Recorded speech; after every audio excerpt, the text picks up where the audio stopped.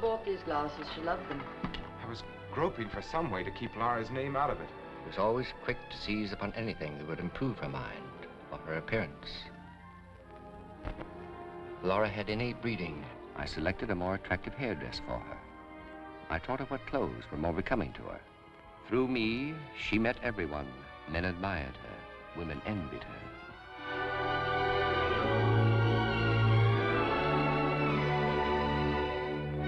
You have rarely met a girl like Laura. Few women have been so beautiful, so exotic, so dangerous to know. You're Laura Hunt, aren't you? Yes.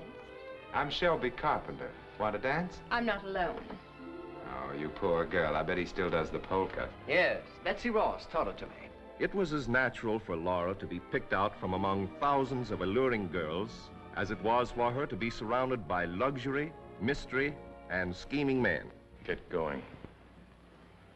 You better watch out, McPherson, or you'll end up in a psychiatric ward. I don't think I've ever had a patient who fell in love with a corpse. Miss Hunt and I were going to be married this week, you know. No, he doesn't know. And neither do I, or you, or anyone else alive. What do you mean by that? As a matter of fact, she was going to the country to think it over. She was extremely kind, but I was always sure she would never have thrown her life away on a male beauty in distress. Every woman will feel that when it comes to men, Laura gets by with murder. Every man will feel that when it comes to murder, it couldn't involve a more enticing girl. Don't worry. I told you I'd bring in the killer today. Yeah, I was just going to make the arrest when you called. No, I can't tell you now. I'm not alone. You'll see when I come in.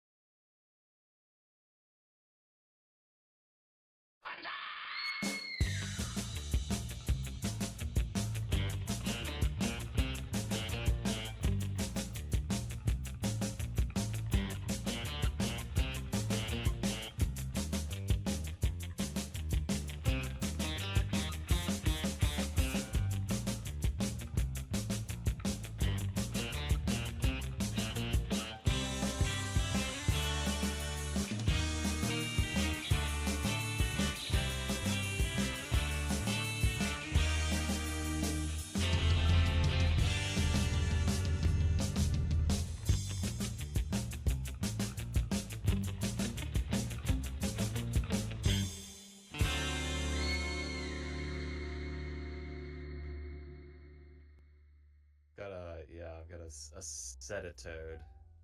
Good evening, goblins and ghouls, and welcome to the Wednesday Night Scream Stream Minisode. I'm your host, Spakenstein, joined as always by my very good friend, Mr. Evan Sink. Good evening, everybody. How we doing tonight, Evan? Oh, we're doing good. I'm feeling fresh. I flossed my teeth earlier. Oh, okay. Wow, yeah, look at you. Yeah, look at me. That means I'm Mr. Superior over here. I Seriously. brag about it. Yeah, definitely got a leg up on me. So you definitely need to be bragging in front of me. And I don't know. I'm not going to speculate about our audience, whether or not they floss or not. I'm sure you're all very hygienic. I'm not even going to question it. But hope everybody is doing well this evening. Hope everybody's getting through the middle of the week all right. Hope that it's not been too hectic or crazy or well, you know, maybe it's already been long for you. Maybe you're already feeling the midweek doldrums. You need a little this hump's a long time coming. It could be. So we're here to give you that little pick me up with some public domain media every Wednesday, as we do. And push you right over the hump.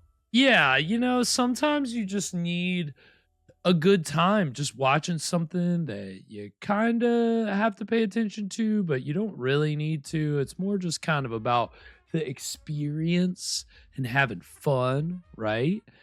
And so, yeah. a mild attention grabber. right, exactly. We're not, we're not throwing anything at you that's like, oh my God, you got to be glued to your screen right now, because no, we take it easy. Again, this is just something to kind of tide you over until, we broadcast on Friday with our feature, and usually something pretty horrific. So these Wednesdays are usually just something light and bouncy and adventure-y. And that's definitely what we've been getting the past few Wednesdays, as we've been enjoying the cliffhanger serial, The Phantom Empire, which... that is, of course, unless you're afraid of cowboys. Yeah, if you've got a phobia of cowboys, which I don't know what that would be called. That's interesting. Do you think that there's a real name for that? Oh, for sure. I mean, dude, think about how for the longest time, cowboy movies, TV shows, books, like toys, they were everywhere. So surely at some point there has to be some subsection of kids throughout the 40s, 50s, or 60s that developed some kind of phobia of cowboys. Maybe they got a cap gun fired off in their ear too loud when they were too young and got terrified according of to Answers.com, the fear of cowboys is called pistol pedophobia. That's not okay. Ha ha ha ha. That's very, very good. I think that's real. Real. Pistol pedophobia. Okay, yeah. Sure, Evan. You're just yanking my chain. I know. There's no way that's... Yeah. I don't know. Who knows? Maybe it is.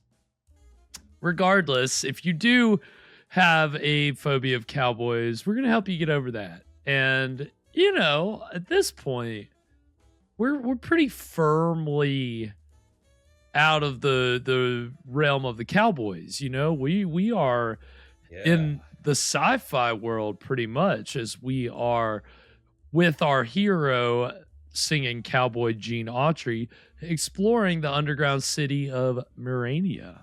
And Queen Tika's land now. Queen Tika, that's right. Ruthless ruler of Murania. She definitely takes no prisoners, as we saw. It's like she showed Gene the entire operation, and then she sent him right to the death chamber. And you would think that classic cliffhanger Gene would get rescued and would have an ally and get to kind of like, chill out for a chapter. But no. Right, yeah. Last chapter, Gene did get saved, but pretty quickly found himself under threat again, and pretty much immediately. Yeah, no time for Gene to take a little rest, sing a little song or two. That's my one gripe with this serial so far, which I never thought I would ever say, that we haven't had enough songs. But I am saying that we haven't had enough Gene songs. I think the comic relief sidekicks, didn't they like yodel or do something last week? It wasn't really like a song. The one's got he's always got another harmonica. Yeah, that's his gag, pulling out the harmonica. I mean, it's fine. I just, we're talking about the guy who wrote Rudolph the Red-Nosed Reindeer, okay? We're talking about a real lyrical wordsmith and just a melodic genius. So we're not getting to hear enough of those golden pipes, but we'll see. Maybe the tide will turn on tonight's chapter. But we know that Gene is definitely going to be facing death at every turn. So I think is where we left off last week. Where did we last leave Gene? I'm pretty sure he was. Wasn't it? He was fighting a guy, and they like set off like a rocket or something, and then the rocket like turned around and like came back at them. Yeah, that's right. Yeah, and they see it through the periscope. Some kind of drone. Some kind of drone malfunction.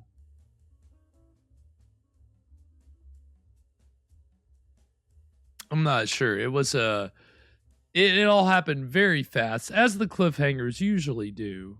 They don't give you a lot of time to process it. And of course, they're going to retcon all of it within the first 30 seconds of this chapter. So we're not. So it's okay if we don't remember. Yeah, we're not going to get too hung up on trying to remember how they left off exactly, because that's it.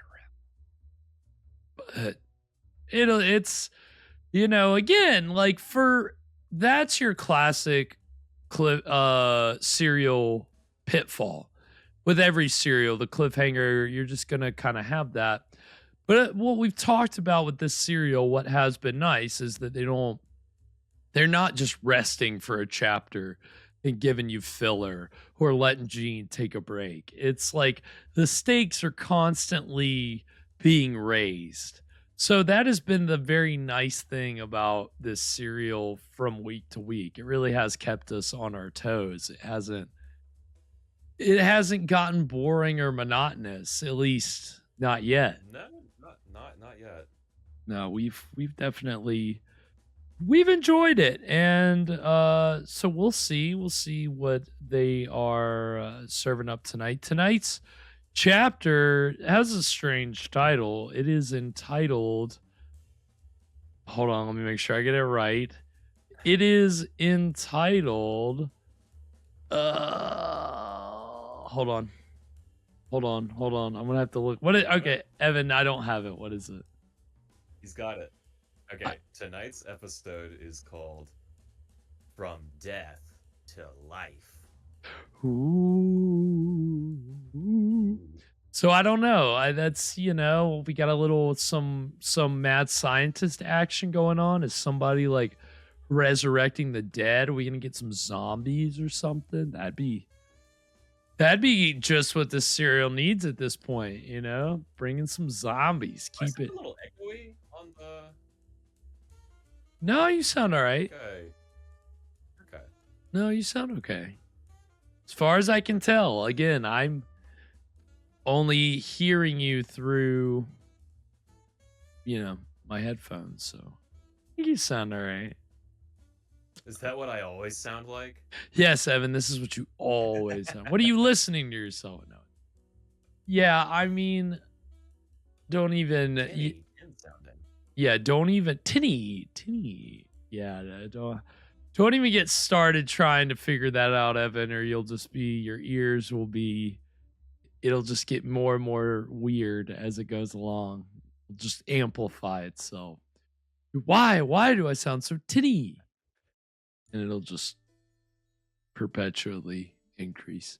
So, yeah, well, I'll work on my woody voice. There you go. That's balance it out, right? That's how you counteract that tinny microphone. Talk nice and woody. So, yes, we're about to get into chapter 7. Life from death? From death? What? From death till us part. From death till us part. We're already connecting to this week's feature. We're already going around in a circle, or you might say a ring. Curious. So, yes, we will see just how the circle of life completes itself tonight. Anything else before we get into tonight's chapter of The Phantom Empire, Evan? I bet Gene Autry flosses his teeth. Oh, big time. You can't be spitting food chunks all over your radio microphone, You got to have, cuz especially Gene, he's trying to hit like a high note or something, and he just lets lets all this air out, and the next thing you know, you got all this thumping on the microphone. It's all the corn in his teeth. Because, you know, they're on the farm. They're eating a lot of corn. So That's right. Yeah, all the cowboy corn. He's not getting all the corn out of his teeth with floss, then he's going to have some real audio technical issues with his show. So can't have that. Yeah. So I would say yes, he definitely did. 9 out of 10 dentists recommend cowboy. On that note, Evan, if you have it queued up, I do. We're going to go ahead and get into the exciting beginning of The Phantom Empire, Chapter 7, right now.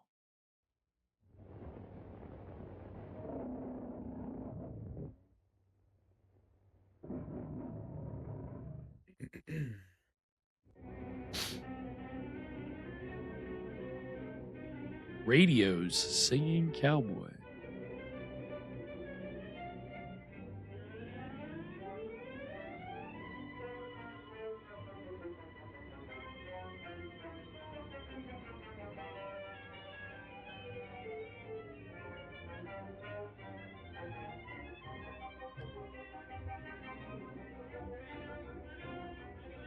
God, I forgot that elevator down to Moo takes like no time at all.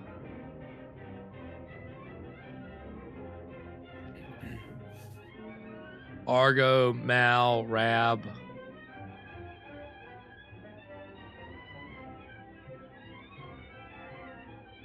Queen Tika.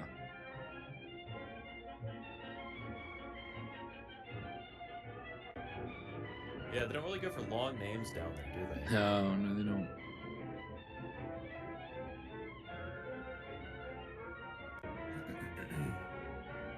From death to life.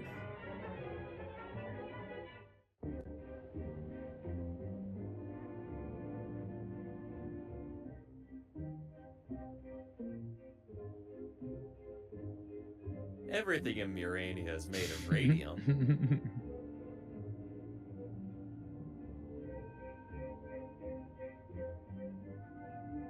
Radium bomb?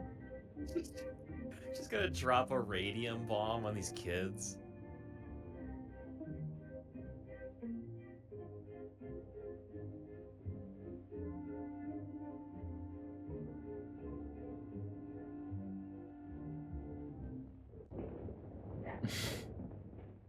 Fight.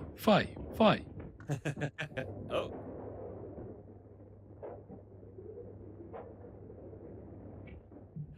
He really hit him once and then just like turned away. I got him. Oh wait, no, I didn't got him.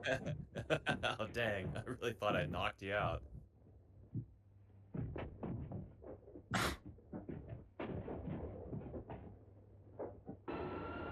Oh my god.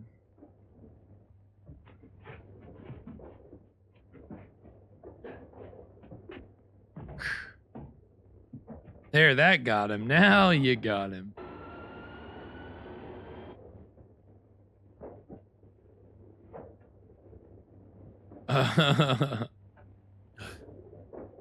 Gene. Oh. Bonk. Oh yeah, that's right. You pulled the whole controller down. Oh my god. You gotta run, make a run for it. The armament tower destroyed. The surface man is dead. Not so fast. All right. Notify the queen. You would have thought that radium bomb would have done a little more damage. Yeah. That's okay. They're all irradiated now. Your Majesty, the television folk.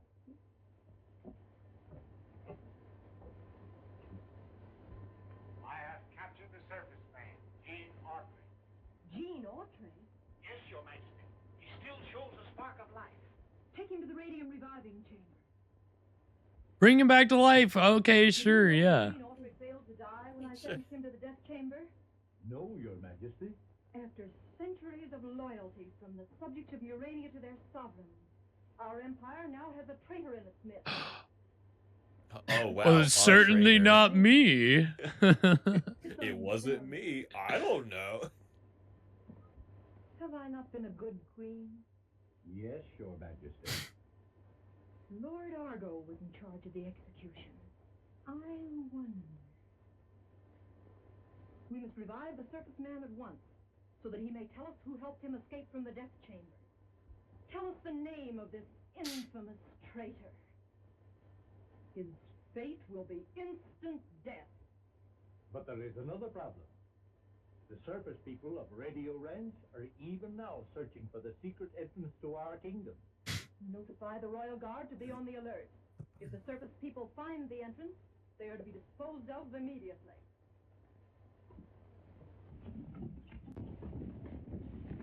You're no match for these kids with buckets on their heads. The real Thunder Riders. Gene said the entrance was at the head of Thunder Canyon. We must scatter and search. And keep your eyes open for the entrance to Morania. Let's split up, gang.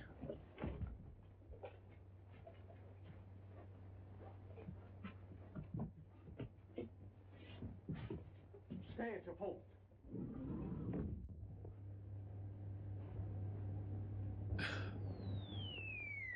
Nice.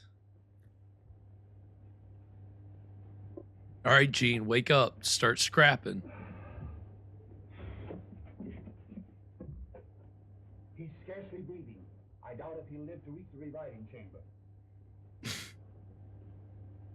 And I'm waiting for him to just stand up. The radium reviving chamber. Oh, the robots got to work their magic. That's what it is. We killed him with radium. We'll revive him with radium.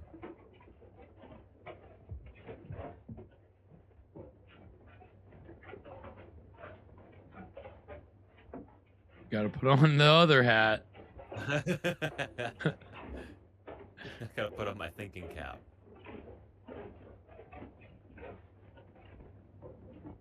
Yeah, good. Welcome, Glastra. Yes, good old Gene. Looking like a baby in the arms of that robot.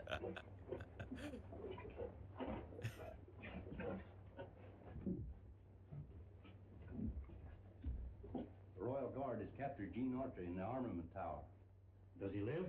No, but they're taking him to the reviving chamber. Uh-oh, not good for you, Argo. That means they'll bring him back to life. We must start the revolution at once. Oh, shit. Complete. Autry will tell who freed him from the death chamber. I'll be discovered. Control yourself. You forget that I'm chief surgeon. Maybe he'll never be able to speak. Ooh. The Queen will be sending for you. Okay. It's a dark implication. That's very dark. Well, they were talking about vivisecting him, weren't they? True, yeah, I guess last week was worse. To the radium generator room and cut the high tension cable. With the power cut off, we'll stop every machine in Urania. Oh my god, the whole city's gonna come to a standstill. Your Majesty. And he's here. Prepare the radium generator for the surface man. He must be made to live again. According to Your Majesty's instructions.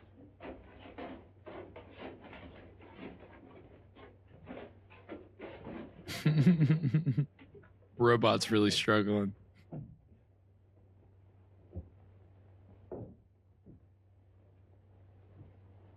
Tend to him, Rab. He must not die. Yeah, I really can't imagine wearing that robot costume. No. Carrying somebody. Oh. Dead. No one is dead in Urania unless we do not wish to revive him. Start the machine. We do what we want, Morania. He's dead. Yeah, I know. That's why we brought him to the reviving room. Oh, move your foot. Yeah, it's your foot, Gene. Oh, bad acting, Gene. Real bad acting there. Quick, let me crank up the reviving machine. I would venture to guess that's definitely some Kenneth Strickfaden equipment right there. Guy who did all the Frankenstein lab equipment. Usually any kind of, like, equipment that looks like that is his stuff. Usually.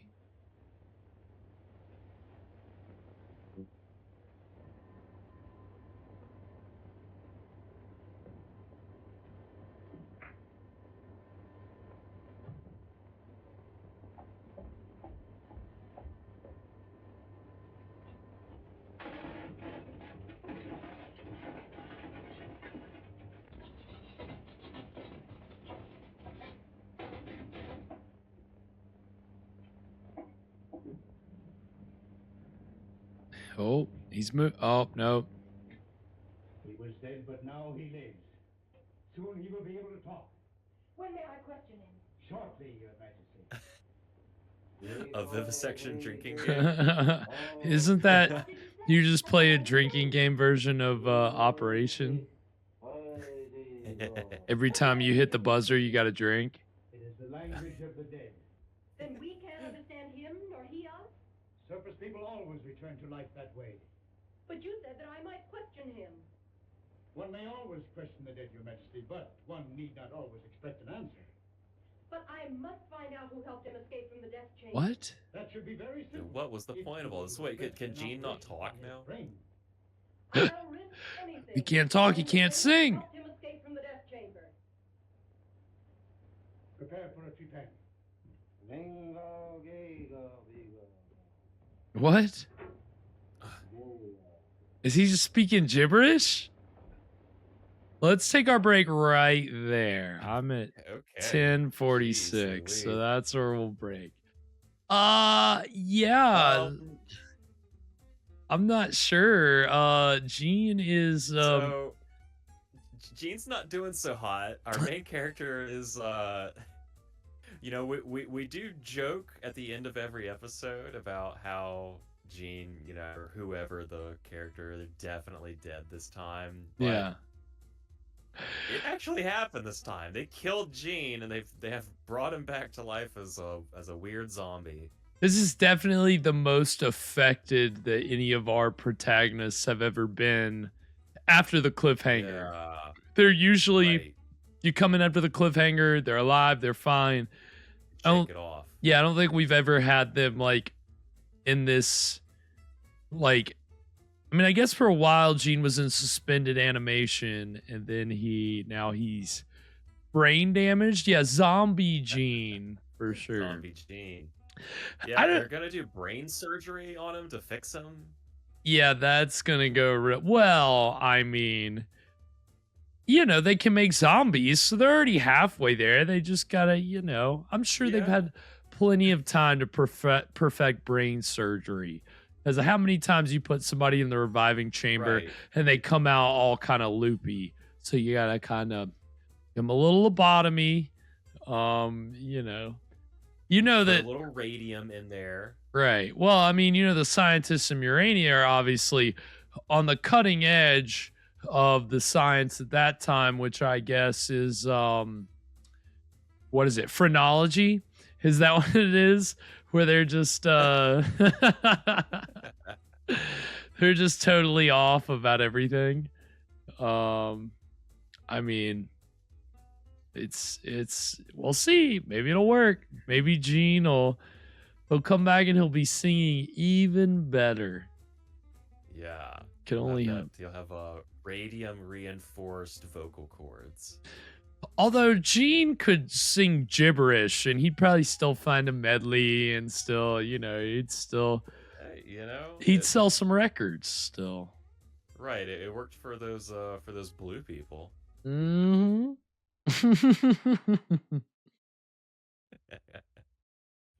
Well, I mean, Gene is obviously, as we talked about on the show, Gene in the serial and in real life, very enterprising man. He didn't, he wasn't going to be incapacitated by a little thing like being turned into a zombie, you know? He's going to figure out how he can monetize that, make money off that, okay?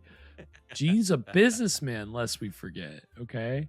Yeah, where you see zombie, I see opportunity. Right, yeah. Gene's always looking for a way to flip it, you know? Try to find the upside to what would otherwise be a pretty crummy situation. You know, your brain's been turned to hot soup and you're just talking gibberish. Well, I think Gene will still be able to parlay that into something. So we will see.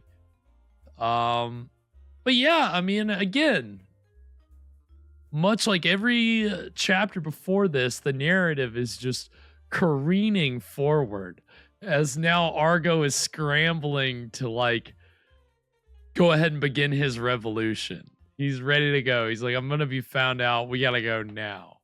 So it sounds like the surgeon's trying to buy him some time, but that's not going to work out in their favor, I don't think.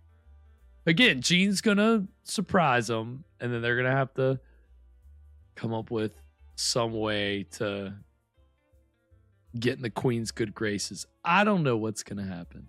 It's the beauty of it. They've been no filler.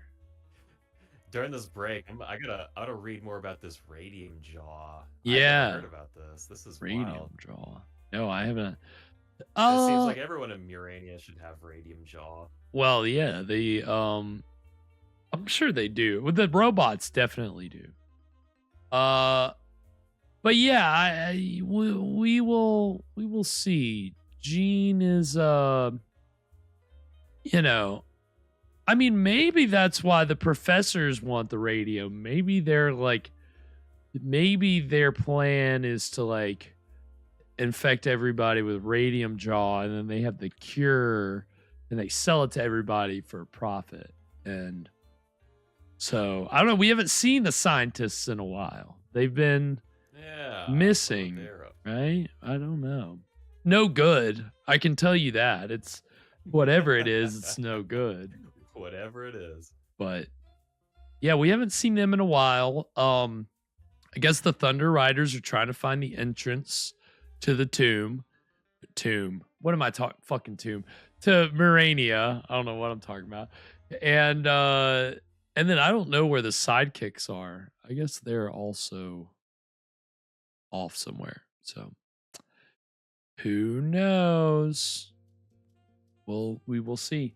But we're gonna take our little break, and we've got some trailers which I don't think they feature the cast member that we're highlighting tonight, but this cast member is in them because tonight we are highlighting Queen Tika, the actress who plays Queen Tika, Dorothy Christie, who, you know, again, she's killing the role of Queen Tika. I mean, all things considered, you know, absolutely ruthless. She's definitely leaning into the ruthless leader thing, and she's doing a pretty good job, I would say. You know, I mean, obviously in these serials, you're not getting Academy Award level acting, you know, but you're still getting some decent performances, and I think she's turning in a decent one.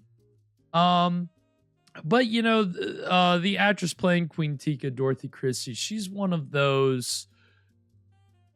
many actresses and, you know, just actors in general who spent a lot of time in Hollywood in uncredited roles. You know, never really got a taste of true stardom, right? Like this role may be her one of her biggest roles, without a doubt. And yeah, moment. Right. Well, and her spotlight. Going with what along with Glastra, I think it's definitely time to bring back Queen Tika's fashion for sure, because they got that on point. I mean, again, when I mean, radium fashion. Right. Well, it is definitely, as we talked about whenever we watched Flash Gordon, you know, these authoritarian rulers, if they know one thing, it's fashion. You know, Ming, obviously, they got style. Ming was up to his eyebrows in fashion. And I know that you know, yeah.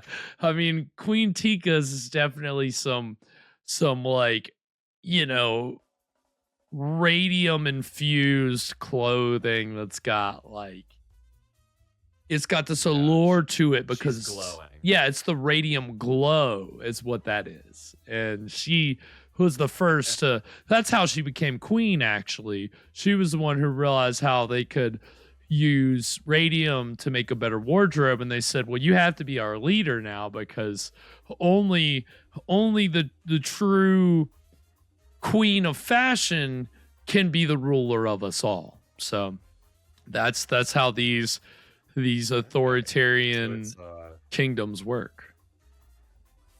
It's a clothesocracy. It is. That's exactly what it is. It is a clothesocracy. And yeah, I mean, my God, I will never forget like all the fashion that we got in Flash Gordon Conquers the Universe. And so I'd say Queen Tika is definitely giving Ming a run for his money for sure. But yeah, I mean, again, you know, this is kind of like a pretty big role for the actress playing Queen Tika. A lot of times she's playing woman uncredited.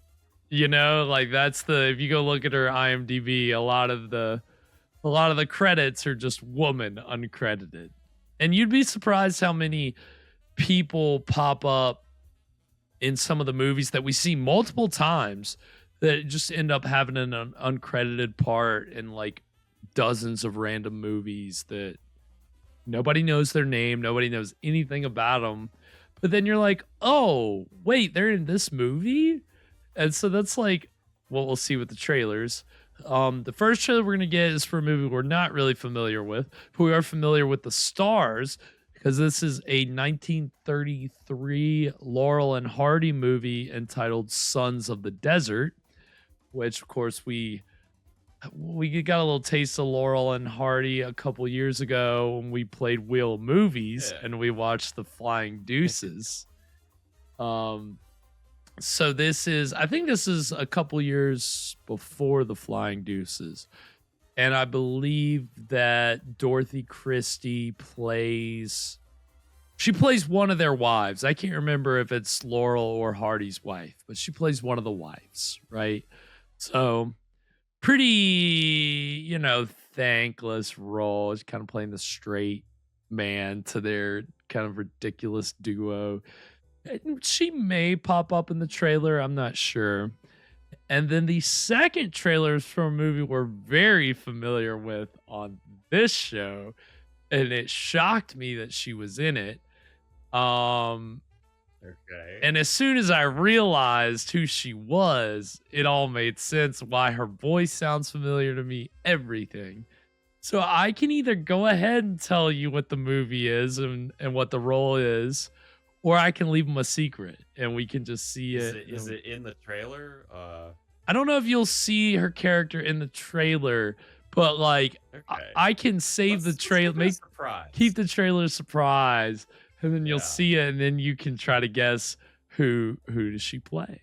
And it's once you figure it out, it's like, oh my God, it got me big time today. Like, it all connected. The universe, everything made sense in that moment. So, pretty good stuff. So we're gonna get these two Dorothy Christie movie trailers, and then when we come back, we'll get into the exciting conclusion of chapter 7 of The Phantom Empire. So stick around, we'll be right back.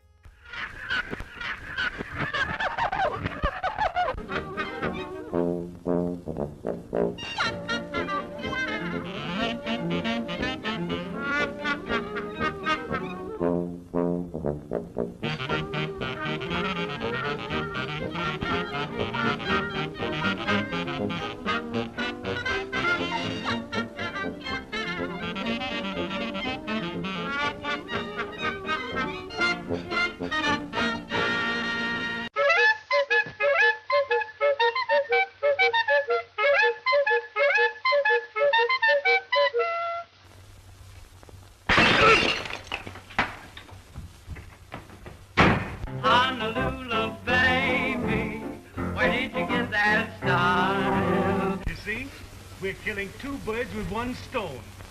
We're seeing as much here as we could have seen in Honolulu. Passengers and crew rescued by sister ship Liwana. Due in Los Angeles Harbor tomorrow. You beat that? I'm sure glad we didn't go. Oh, what are we going to do? Honest confession is good for the soul. Is Oliver telling the truth? Go ahead and tell her. Is he?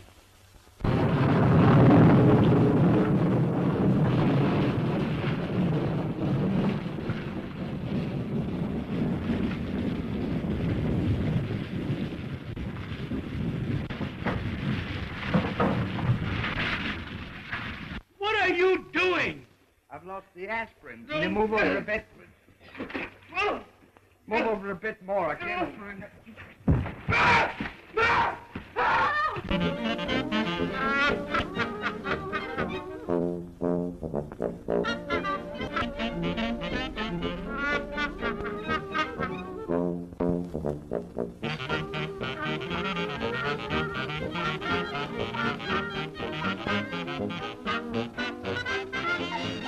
We will now take the oath.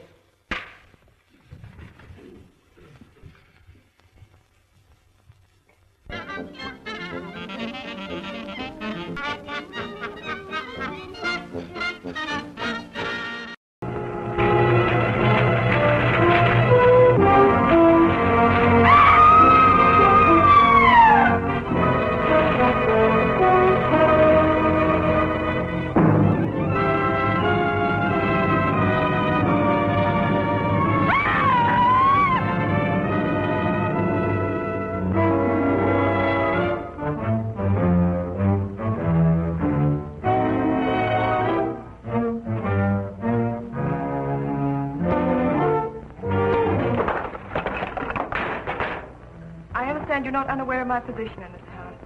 Well, maybe you can tell us about it. I'm being kept a prisoner here against my will. I'm alone and friendless. They're trying to destroy my mind, Mr. Lee. By innuendo and indirection, they're trying to make me believe I've done something dreadful in the past. Perhaps I can explain, Mr. Lee. We don't believe there's anything wrong with Laura now. But we are sure something will happen to her mind if she continues to live under this strain. Just as I told you, they're behind it. Can't I make that clear to you? They spend all their time trying to terrify me. You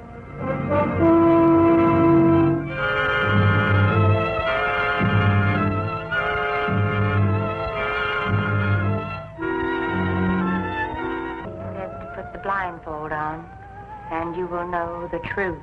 No!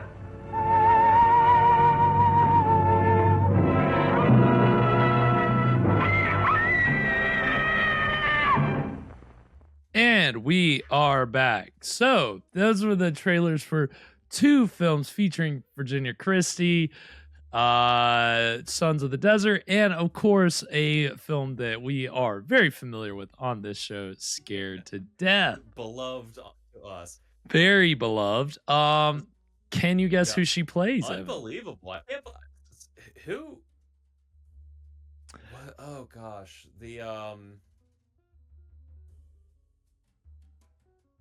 trying to remember the older. What year was Scared to Death? 47. Okay, so little while after this one. Yeah. Who was she?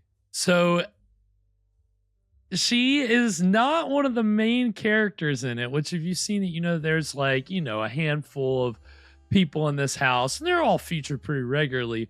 She features just in the beginning in a very brief part playing the character of Mrs. Williams, who you won't remember. You're like, well, why is she just in the beginning? It's because at the end, the Mrs. Williams character re-enters only to be unmasked as the vengeful lover or vengeful first husband of the woman who is scared to death. And so So it's almost like she was just cast to be the woman again. Yeah, basically woman uncredited. No, but when I looked on her IMDb and I saw Mrs. Williams scared to death, I was like, what? And then immediately the voice, I could connect the voice and just no offense to Miss Christine, apparently her son just, according to Glasser's incredible Google research, her son just passed away 3 days ago at the age of 84, which if that's the same Dorothy Christie, that's nuts.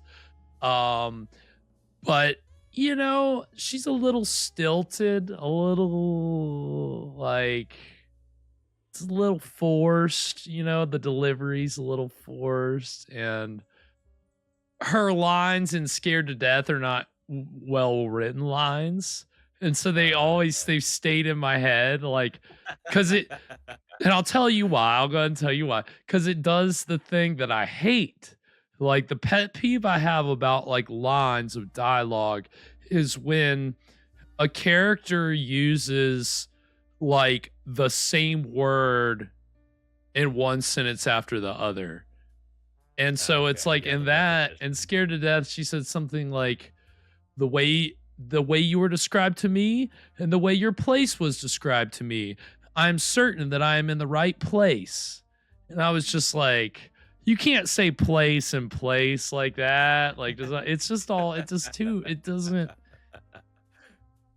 too much. So I don't know, that's probably the source of my pet peeve with that vocal thing. Like, even when I'm talking, like if I'm about to use a word again in like too obvious, I can't use that same word. I just can't do that. That's probably because I'm Scared to Death. So, you know, and indirectly, Well, Dorothy Christie. Yeah, thanks, Dorothy Christie, for making me a better writer. That is insane. But yeah, so pretty crazy. And it, you know, I think it makes sense because, and of course I don't have this handy to pull out, but a couple months ago I did buy the press book for Scared to Death. And there's, you know, like on like one of the first pages, there's like little like character pictures. Like there's a circular portrait of like each character's face. But like, there's this blonde woman who's like not in the movie at all. And like the maid is missing, but they have this blonde woman. So now I'm wondering if the blonde woman is Dorothy Christie and they just used a picture of her in the book because they're like, she's more of a name than this other lady, more of a face. She's in it. So let's put her in the book. Possible. I again, I didn't have the thought until just now, so I'll have to go back and check. But, and you know what, for old time's sake, I'll probably end up watching Scared to Death tonight, which I'll go ahead and say it since we're talking about it. I will pray for someone to do a restored version of that film. Like pay even. I'll do it, and I'll big money. Kill a little more time here. When we first started this show, I partnered with an organization that was restoring public domain films. They were doing these amazing 4K restorations. And one of the first things that I asked when I started corresponding with them was like, are you planning on doing Scared to Death at some point? And they were like, yeah, it's on our like... Can you do my favorite movie? Yeah, well, that's what I was, because they said on one of their posts, like, oh, we'll take recommendations. So it's like, I'd really love to see this. And they're like, oh yeah, we're doing that one. We've already got that one. We're already planning on it. Well, shortly after that, they went offline. Let's just put it that way. Yeah, unfortunately, even though I still get $5 withdrawn every couple months for their Patreon account, which I haven't canceled. And I was holding out hope, but then I saw the charge when I was looking at it today. I was like, I need to cancel that. They're obviously never coming back, but then holding out hope that maybe they would. And keeping the faith, Garrett, holding the torch. I have been. So Someday your movie will come back. If anybody out there is either has access to a print or has got some great AI up-res restoration technology that they don't mind killing their computer to restore this rinky-dink little movie, then then I'm putting in a request formally. There it is. So anyway, we've got to get into the exciting conclusion of tonight's chapter of The Phantom Empire. We're going to see what Queen Tika is going to do, because she's on to Argo. I think she knows something's up, but she doesn't know anything for sure unless Gene Autry starts blabbing, and right now all he's blabbing is gibberish. So yeah, conveniently all he's doing is blabbing. Which honestly, I'm buying Gene's gibberish more than I'm buying his normal dialogue. I'm like, man, I feel his pain. I feel what he's going through right now with the You got me, Gene. You should just mumble for the rest of the show. Yeah, maybe he will. Maybe they'll just keep him brain dead. I mean, this serial it's been taking some twists and turns that I have not been expecting. Who knows? Maybe leave Gene brain dead for 3 chapters. Maybe brain damaged. Brain damage. Yeah, maybe. Maybe that would be wild. So we'll see. Anything else before we get into it tonight, Evan? I mean, Gene's in a really bad place. He's got to get into a different place. You.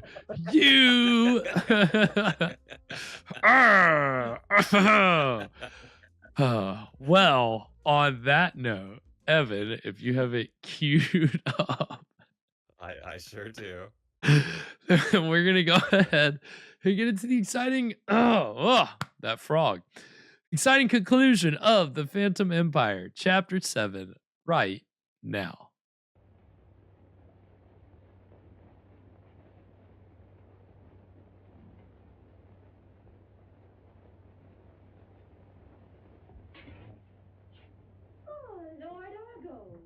You are just in time to witness an experiment.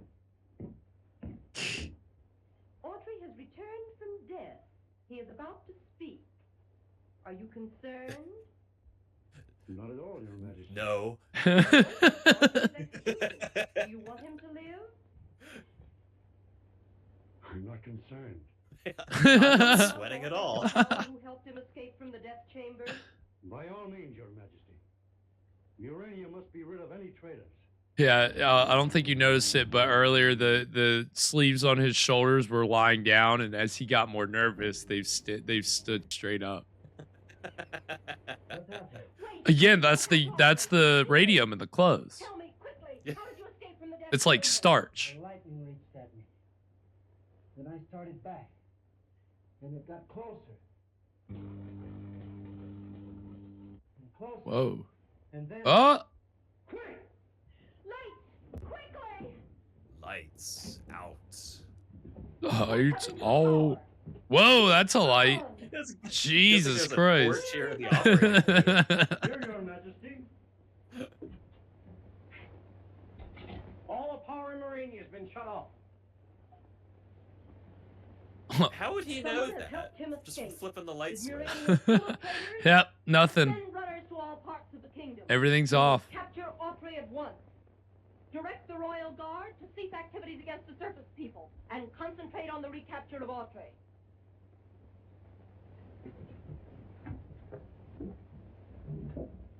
No. Come on, Gene, start scrapping.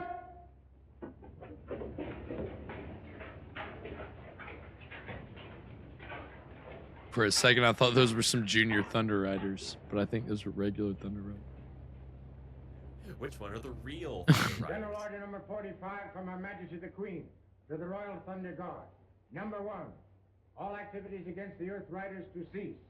Number 2, The entire Thunder Guard is attached to the Meridian Secret Police for duty until the surface man Gene Autry is recaptured. Ooh.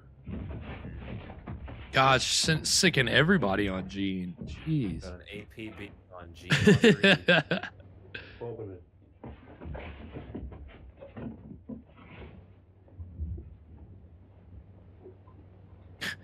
He said open it. The door opens electrically. Will not operate without power. Oh my God, you fools.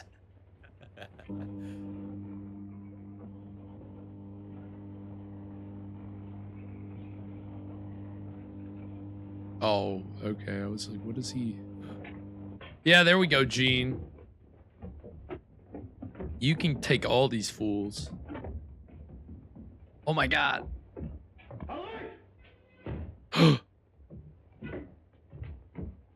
Nice. They're not getting that door open.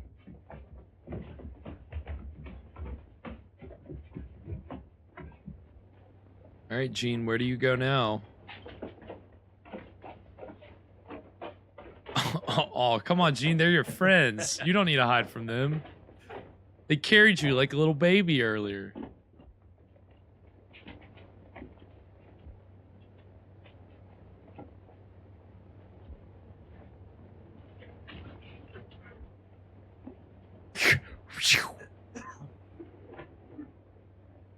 Oh, they're fixing it. Oh, I love these robots, man. Look, they're just putting some flex seal on it.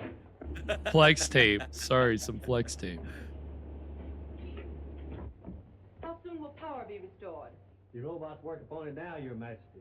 Hurry! I want to see on the television screen the surface riders who threaten us from above, so that I may direct the defense. Well, if you don't have any electricity, how are you going to look at the television screen?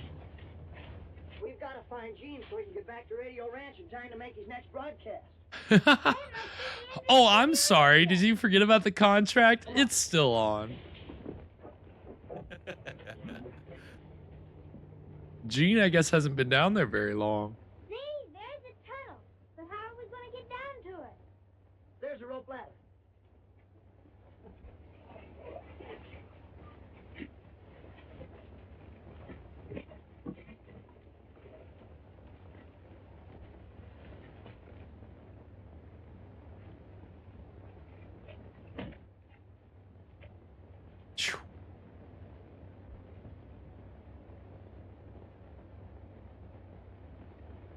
We're certainly on the track of a large deposit of radium.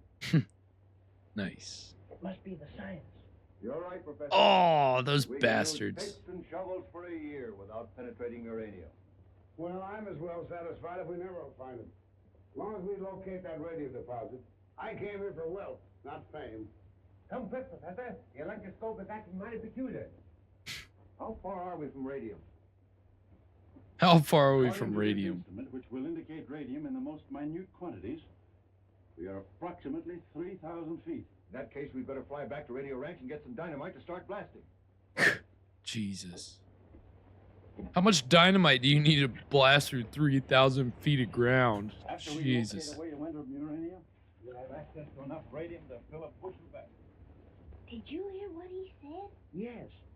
And all the radium in the world wouldn't even be as big as a golf ball. It's worth $10 million. And he said a bushel basket full. Gee.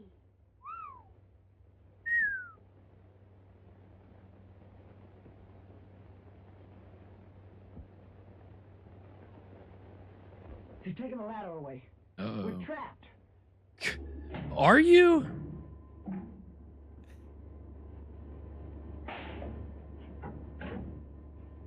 Good. The whole city is alight. But is the elevator in operation? Hey, power's back on. The elevator is Orpheus' only means of escape. I just haven't watched closely. Yeah, just carry the laundry in front of your face. Just that old move. What do you suppose has happened to his robot? Drobe it. It's Autry!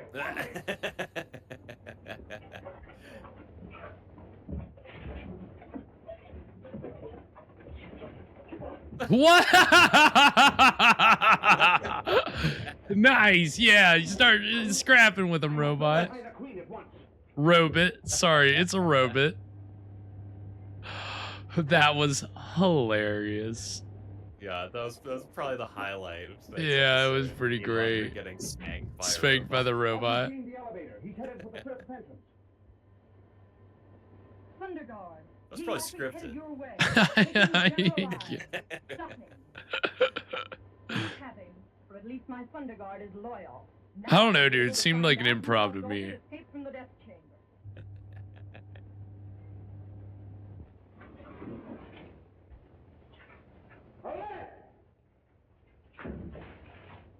Uh-oh. Back in.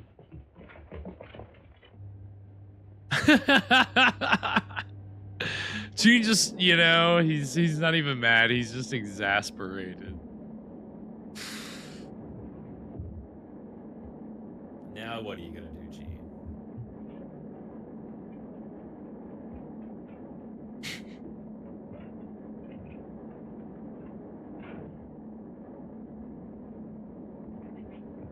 Oh no, Gene, you're surrounded. Gonna have a small sword fight. Uh-oh. Too many men on that platform. It's gonna fall. What? Oh no! Oh man, come on. That was too abrupt. Oh, jeez. Wow. Well, that was chapter 7 of The Phantom Empire. What did we think, Evan? Poor Gene. He's going from death to life back to death. He definitely got stabbed there, right? Yeah, he's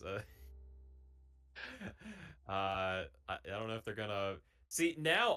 What are they gonna do next week? Are they gonna play it straight, or are they gonna kill him just again, had just this, bringing him back to life? dude. I just had the same thought, right? It's like we're so used to these cliffhangers being retconned.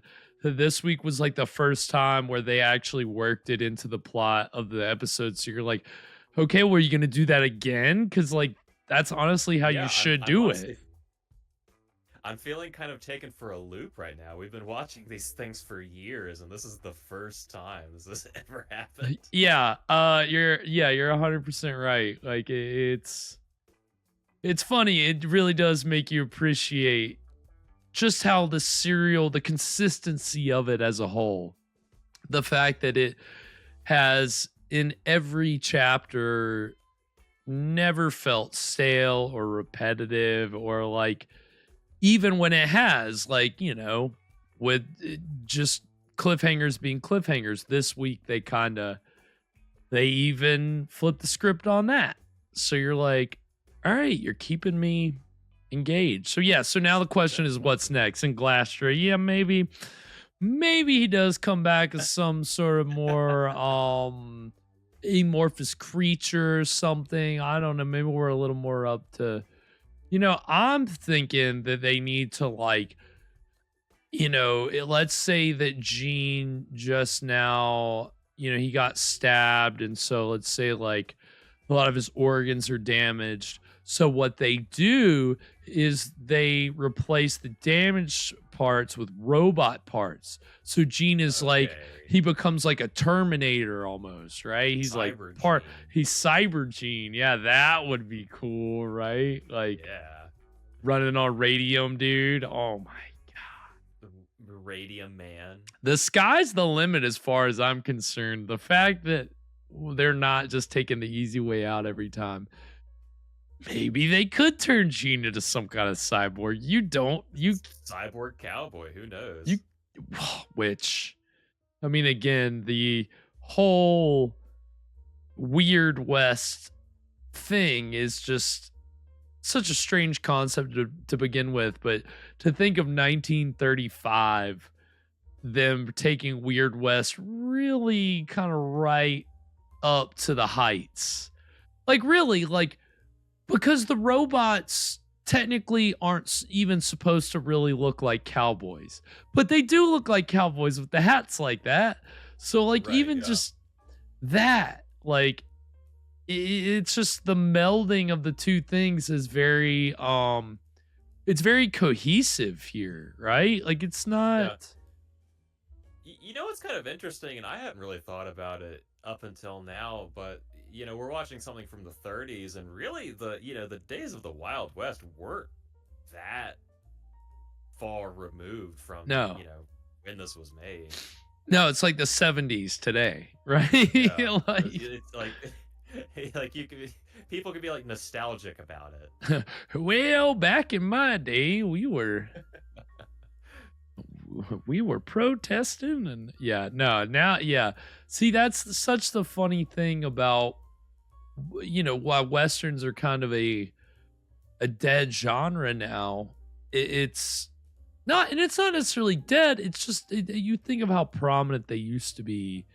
Yeah, and you're right, it wasn't that really far in the zeitgeist as much. No, but at the time that it was really popular, for the few decades that it was really, really popular, it wasn't that long ago. Now, yeah, it's so far removed, and with all this gosh darn technology, it's just it's just not the same.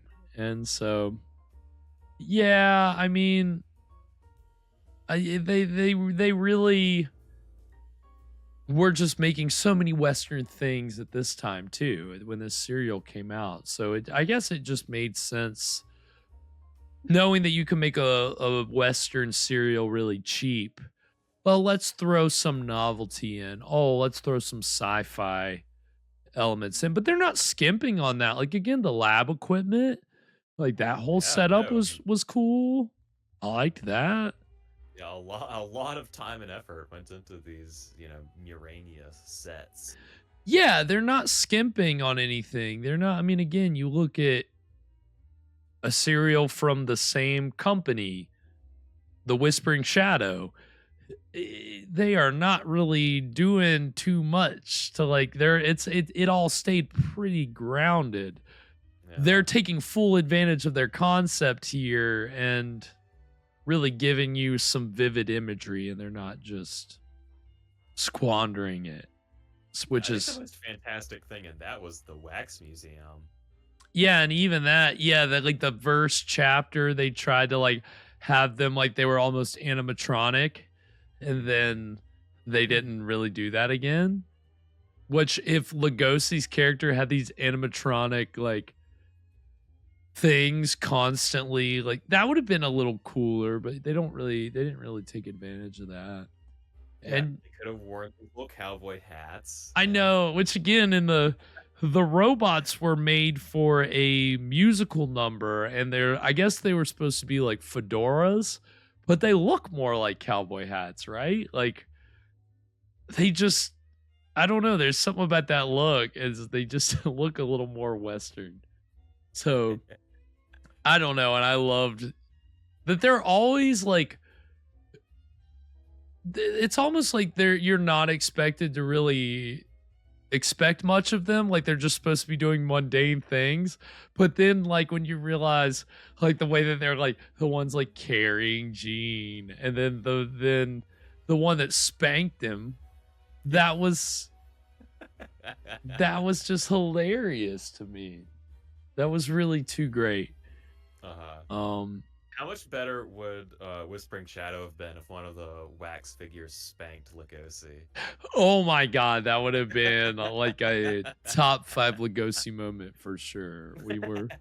We were robbed, now that you mention it. Now that we know what could have been, yeah, we were robbed. That was definitely, and again, I didn't see it coming, so that was what made it so hilarious, was just that it was already everything, whatever was happening leading up to that was happening so fast. And then Gene just goes by this thing, and you're like, oh, and then it spanks him, and you're just like, what?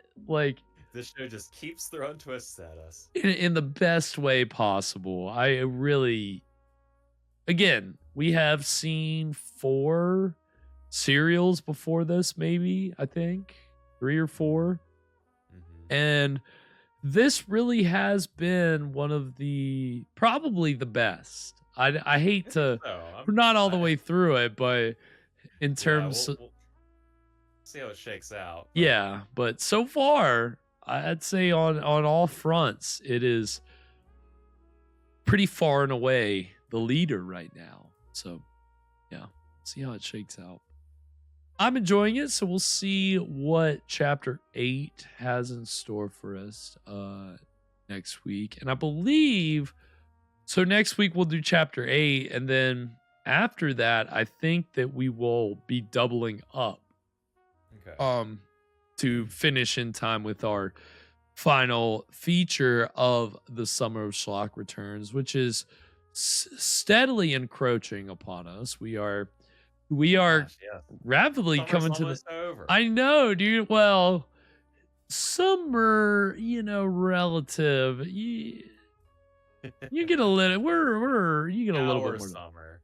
Our summer, but yes, for the Summer of Schlock Returns, yes, it is coming to a close, and so we are checking all the boxes. Again, I think last year we dealt with some late in this point in the season of the Summer of Schlock with some kind of late 50s, kind of a ghost story type thing. And so that's what we've got on deck for this Friday. And this, I guess, really what we have on Friday is more of an urban legend play on an urban legend, let's say that. Because this Friday we're going to be watching Ring of Terror from 1959. And yeah, this is I won't give too much away, but essentially there are urban legends about medical students and graveyards and body parts and hazing and all that stuff. So a lot of different urban legends going around about all those things. So this movie is a combination of all that stuff. And so should be interesting. And of course, as always, Evan, it brings us a delicious cocktail paired with the evening's film in a little segment, which this season he calls... It's Schlocktail Hour. And what's time is it gonna be? What's it gonna be time for Friday? I think I'm hearing bells because you say Ring of Terror, but I'm bringing a ring bearer. Ooh. This is I had all I could think about was the ring in the glass of wine, how people do if they're trying to propose, right? They'll put the ring in the glass of wine. So I wanted to do something kind of like that, and what I've come up with it's going to be kind of a sweet and bitter, should be pretty complex drink. It's made with Moscato d'Asti, sweet tea, Campari, bitters, and a ring pop for our garnet. That's our engagement ring. Okay, there's a lot running around in there, it sounds like. Yeah, we've got some. I'm very intrigued. With all the other ingredients, I think it'll be good, but I will say that anytime that I have sweet tea as kind of like the mixer in a cocktail, it's always like, it just doesn't like always cut it, like it tends to get overwhelmed anytime that I've mixed sweet tea. And of course I've never had the hard version of the Bojangles sweet tea. Oh, right. Yeah. I don't know. Have you had that? Yeah, I have. I don't know how is it very like alcohol-y? Well, you see, the thing is, it's one of those drinks it's almost maybe a little too sweet. Like, it does taste like Bojangles sweet tea, but I don't know if it should. It would maybe, I enjoyed it, but it was hard to drink more than one, I'll say. Okay. Yeah, I guess I think the other thing too is that when I have used sweet tea as a mixer, I've also put like lemon in there, and it doesn't. I don't know. This sounds like a nice blend of like flavors that are gonna kind of. It's all gonna pair well together. It's not gonna be We'll like. see. We'll Yeah. see. Yeah, Campari is something that I like to play with, and I haven't exactly, figured out what to do with it a lot of the time. But Right. it's. Have you drank much Campari? I think only when we'd done the cocktails with it. Yeah. It's got an interesting flavor, so we'll enjoy it. But Should be good. And the ring pop in it ought to be interesting. I'll go ahead and tell you, Evan, my not that you asked, but my ring pop preference is the wild berry, the red and the blue one. Okay, you gotta find the striped one. I do also like a strawberry or blue raspberry. I do not like green apple. So, telling you now, I don't. Or cherry. I don't want green apple or cherry. I'm very. Let me tell you something. I grew up at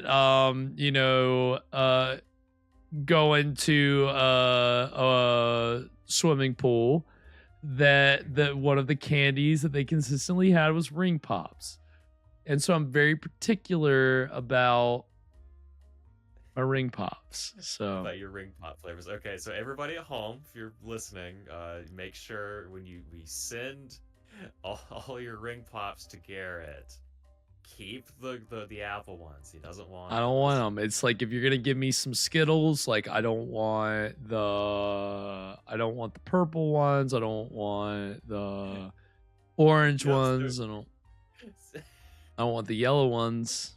So when everybody sends you Skittles that have been sorted, Garrett's gonna love that. Yes. Well, and whatever you do, don't send me any red Starbursts because I hate that. Eat a red Starburst. No, it's particular about my candy. What can I say? But I'm very excited for this cocktail. It's gonna be good. The ring pop's gonna be good. It's all gonna be good. So cannot wait for that. And of course, if you want to find that recipe, it will be over on our Instagram page at ScreamStream Live. At ScreamStream Show, because we're also over on TikTok and Twitter at ScreamStream Show. We're over on YouTube at ScreamStream Live. If you want to catch up on any of our past episodes, you can find those over there. And, again, we're not broadcasting live to YouTube right now, but around middle of August, we should be back over there. One of our strikes will expire, and that should give us a little bit of leeway, hopefully. Fingers crossed. So, and by that time, we'll be, I think, getting into the beginning of... our season that will lead into Shocktober. So, be kind of getting it before we know it. It'll be toward that time of year. All right, from summer into fall, and with fall comes Halloween. So, I'll be here before we know it. But we're going to enjoy the rest of our summer. We're going to enjoy this film on Friday. Of course, we'll have some Saturday night shockers, and we will be getting our spine-tingling tales up. I will be getting them up. I'm backed up right now. It is a whole thing, the one that I'm trying to work on right now, which I will... Got a big production going. Detail to Evan, I kind of ended up with that. Unfortunately, I will never allow myself to do it this way again. But for now, I'm committing to it. So, but those will be out shortly. So, anything? Oh, if you want to follow us on the socials, you can find me over on Twitter at Spakenstein, and Mr. Evan Sink is on Twitter and Instagram at Caligari Cursed. Now, anything before we sign off tonight, Evan? Do you think anyone's made a band with the title Radium Girls? Ooh. because Radium Girls sounds like it should be, you know, like a nice thing, but it's not. No, it wouldn't. It would be like some kind of like sludge, like punk, like yeah, dirty. Yeah, I see it. Yeah, Radium Girls. Get ready. Be on the lookout in your local record store. The first hit album from Radium Girls coming soon. Produced by Mr. Evan Singh. So with Gene Autry. sampling Gene shit. Here we go. Until Friday. Sweet screams, everybody. And to all a good Friday.